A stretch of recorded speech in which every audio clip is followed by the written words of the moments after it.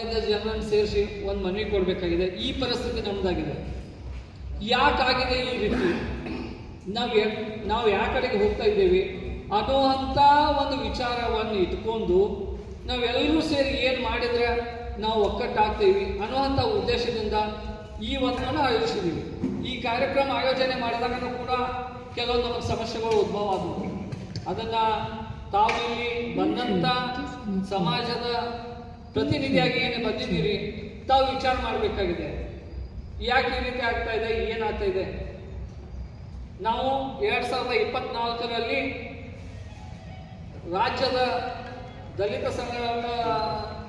ಸಂಘರ್ಷ ಸಮಿತಿಯ ಸಂಸ್ಥಾಪಕರಾದ ಶ್ರೀಧರ್ ಕಲಗೇರನವರ ನೇತೃತ್ವದಲ್ಲಿ ಅಂಬೇಡ್ಕರ್ ಹೆಜ್ಜೆ ಗುರುತು ಅನ್ನುವಂಥ ಒಂದು ಆಲೋಚನೆ ಮಾಡಿಕೊಂಡು ಈ ರಾಜ್ಯದಲ್ಲಿ ಬಾಬಾ ಸಾಹೇಬ್ ಅಂಬೇಡ್ಕರ್ ಅವರು ನೆಲೆ ಊರಿದಂಥ 10 ಊರುಗಳನ್ನು ರಾಜ್ಯದಲ್ಲಿನೇ ಆಯ್ಕೆ ಮಾಡಿಕೊಂಡು ಆಯಾ ರಾಜ್ಯದಲ್ಲಿ ಡಾಕ್ಟರ್ ಅಂಬೇಡ್ಕರ್ ಸಂಶೋಧನಾ ಕೇಂದ್ರ ಮತ್ತು ಇದ್ದಂಥ ಸ್ಥಳಗಳನ್ನು ಪರಿಶೀಲನೆ ಮಾಡಿ ಅದಕ್ಕೆ ಅನುದಾನ ತಗೊಂಡಿವಿ. ಕಳೆದ 2 ವರ್ಷ ಆದ್ರೂ ಕೂಡ ಹೋದ ಆಗಸ್ಟ್ 15ನೇ ಅಲ್ಲಿ ಪಾಯಬಂದಿ ಮಾಡಿದರು ನಮ್ಮ ಜನಪ್ರಿಯ ಶಾಸಕರು. ಆದರೆ ಅದನ್ನು ಕಾರ್ಯರೂಪಕ್ಕೆ ತರ್ತಾ ಇಲ್ಲ. ಇನ್ನೊಂದು ಕಡೆ ರಾಜ್ಯದಲ್ಲೇ ನಮ್ಮ SST ನೌಕರರ ಸಮುದಾಯ ಭವನ ರಾಜ್ಯದಲ್ಲಿ ಒಂದು ಬೆಂಗಳೂರು ಬಿಟ್ಟರೆ ಸ್ಥಳಾವಕಾಶ ಇರೋದು ಚಿಕ್ಕೋಡಿಯಲ್ಲಿ ಮಾತ್ರ. ಆ ಸ್ಥಳನೂ ಕೂಡ ಅಶ್ಲೀಲವಾದ ಚಟುವಟಿಕೆಗಳಿಗೆ ಉಪಯೋಗ ಆಗ್ತಾ ಇದೆ. ಅದರ ಬಗ್ಗೆನೂ ನಾವು ಚಿಂತನೆ ಮಾಡಬೇಕಾಗಿದೆ. ನಮ್ಮ ನೌಕರಸ್ಥರಿಗೆ ನಾವು ತಿಳಿಸಿ ಹೇಳಬೇಕಾಗಿದೆ. ಈ ಚಿಕ್ಕೋಡಿಯ ಕೇಂದ್ರ ಬಿಂದು ಬಸವ ಸರ್ಕಲ್ದಲ್ಲಿನೇ ಅದ ಸಮುದಾಯ ಭವನ ಇರೋದ್ರಿಂದ ನಮ್ಮ ವಿದ್ಯಾರ್ಥಿಯಾಗಿರ್ಬೋದು ಅಥವಾ ಇನ್ನಿತರ ವಿದ್ಯಾರ್ಥಿಗಳು CET ಇನ್ನಿತರ ಯಾವುದೋ ಎಕ್ಸಾಮ್ ಬಂದರೆ ಕೂಡ ಅದೊಂದು ಉಪಯೋಗ ಆಗ್ತದೆ. ಅದರ ಬಗ್ಗೆ ಚಿಂತನೆ ಮಾಡೋಣ. ಅದೇ ರೀತಿಯಾಗಿ ಪ್ರತಿಯೊಂದು ಊರಲ್ಲಿ ನಮ್ಮ ಅಂಬೇಡ್ಕರ್ ಭವನಗಳದಾವ. ಅಂಬೇಡ್ಕರ್ ಭವನಗಳ ಪರಿಸ್ಥಿತಿ ಏನಾಗ್ತಾ ಇದೆ ಇವತ್ತು, ಅದನ್ನು ನಾವು ಯಾವ ರೀತಿ ಉಪಯೋಗ ಮಾಡ್ಕೋಬೇಕು ಅನ್ನೋದ್ರ ಬಗ್ಗೆ ಒಂದು ಚಿಂತನೆ ಮಂಥನ ಮಾಡುವಂಥ ಉದ್ದೇಶ ಇಟ್ಕೊಂಡು ನಾವು ಈ ಕಾರ್ಯಕ್ರಮವನ್ನು ಆಯೋಜನೆ ಮಾಡಿದ್ದೀವಿ. ಈ ಆಯೋಜನೆ ಮಾಡಬೇಕಾದ್ರೂ ಕೂಡ ನಮಗೆ ಇದು ಡಾಕ್ಟರ್ B.R.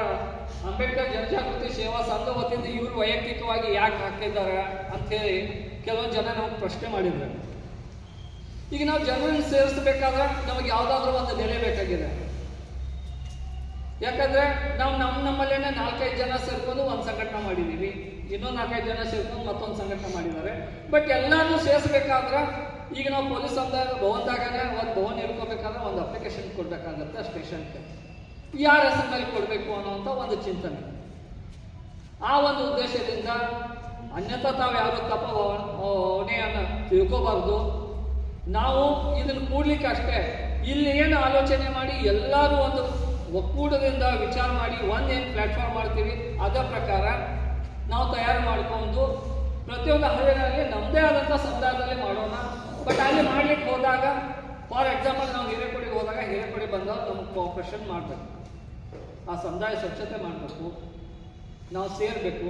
ನಾನು ತಪ್ಪು ಮಾಡಿದರೆ ನೇರವಾಗಿ ನಾನು ತಪ್ಪು ಮಾಡಿದ್ದೀನಿ ಅಂತ ಹೇಳುವಂಥ ಮನೋಶಕ್ತಿ ನಿಮ್ಮಲ್ಲಿ ಬೆಳೆದ್ರೆ ನಾವು ಇವತ್ತು ರಾಜ್ಯದಲ್ಲೇ ಭೀಮ ಸೈನ್ಯವನ್ನು ಕಟ್ಟುತ್ತೀವಿ.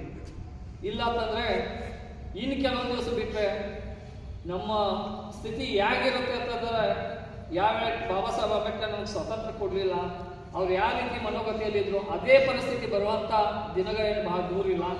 ಆದ ಕಾರಣ ದಯಮಾಡಿ ಎಲ್ಲರೂ ಇಲ್ಲಿ ಬಂದಂಥ ತಮ್ಮ ಅನಿಸಿಕೆಗಳನ್ನು ನೇರವಾಗಿ ಸ್ಪಷ್ಟವಾಗಿ ಮಾತಾಡಿ ಅಂತ ಹೇಳಿ ನನಗೆ ಪ್ರಾಸ್ತಾವಿಕ ಮಾತನಾಡಲಿಕ್ಕೆ ಕೊಟ್ಟಂಥ ತಮ್ಮೆಲ್ಲರಿಗೂ ಕೂಡ ಅಭಿನಂದನೆ ಸಲ್ಲಿಸ್ತೇನೆ.